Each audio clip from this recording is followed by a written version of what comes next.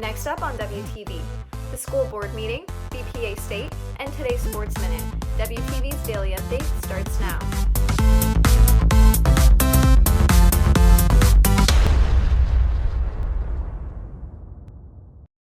Hey there, Red Hawk Nation. Today is Monday, March 1st, and I'm Kirthi Gummadi with today's Daily Update brought to you from home.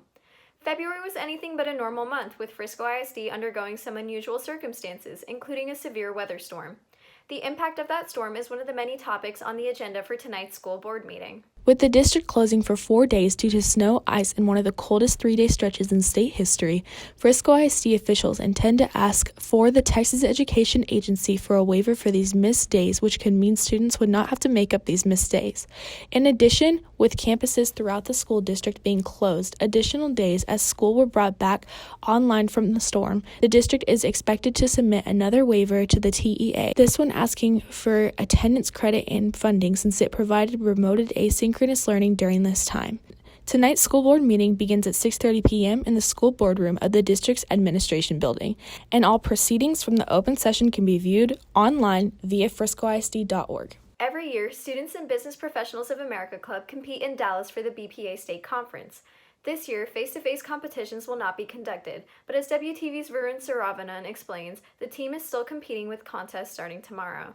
The BPA Club on campus is an organization for students featuring business, information technology, and medical competitions that terminate at the national level. BPA state conferences are crowded, spending 4 days spent with students from across Texas in Dallas. The conference started out with a welcome ceremony of sorts, and then over the next few days, students competed in their appropriate competitions at specific times.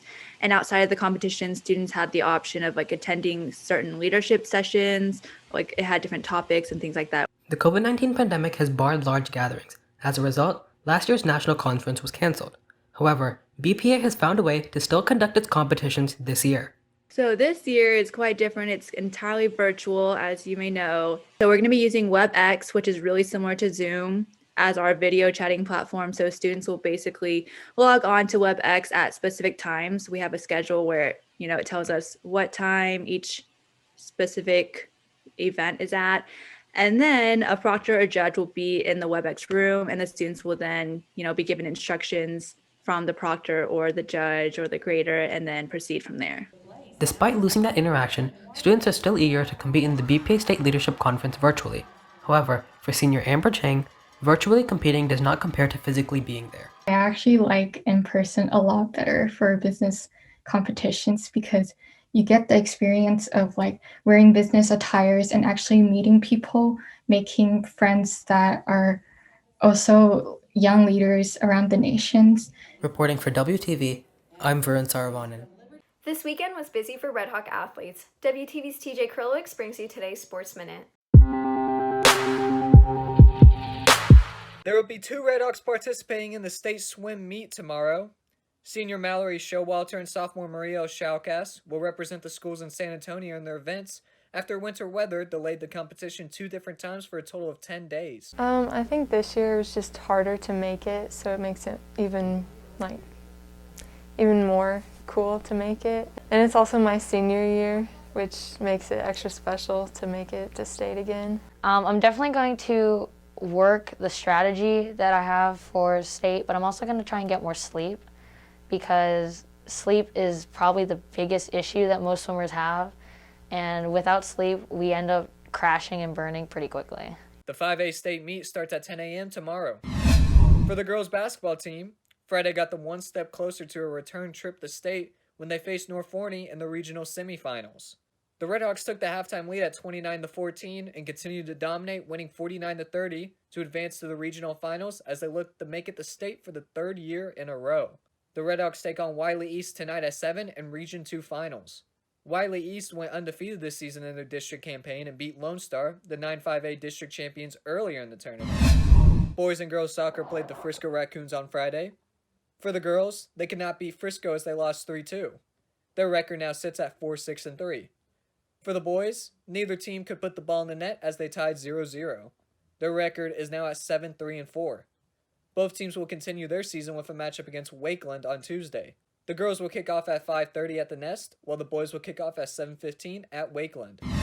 Red Hawks softball went up against Lebanon Trail on Friday. The game got out of the Redhawks' hands quickly as Lebanon Trail went on to win 13-3. The Redhawks have started 0-3 in district play this season and will look to get their first win when they play Centennial tonight. First pitch will be at 6:30 at the Nest. Meanwhile, golf competed in the Bearcat Brawl this weekend.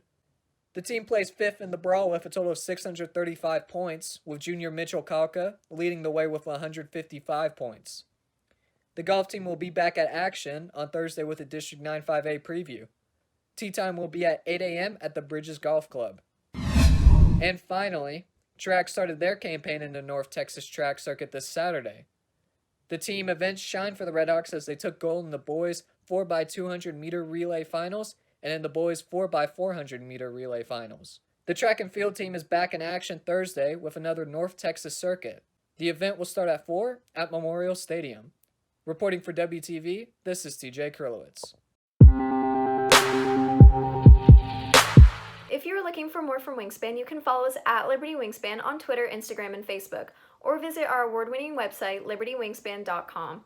And now for today's announcements. Students for Environmental Action puts out a monthly student-organized newsletter with contributions from students of art, poetry, and articles that highlight various environmental topics. To opt in to the newsletter and stay updated on the student body's environmental efforts, scan the QR code below. Due to the recent inclement weather and shipping delays, the SAT college entrance exam without essay that was scheduled for all 11th grade students will no longer be administered on March 3rd. March 3rd will be a normal school day for all high school students and not an asynchronous learning day as previously announced. That's it for today's daily update. This is Kirthi Gummadi for Wingspan TV.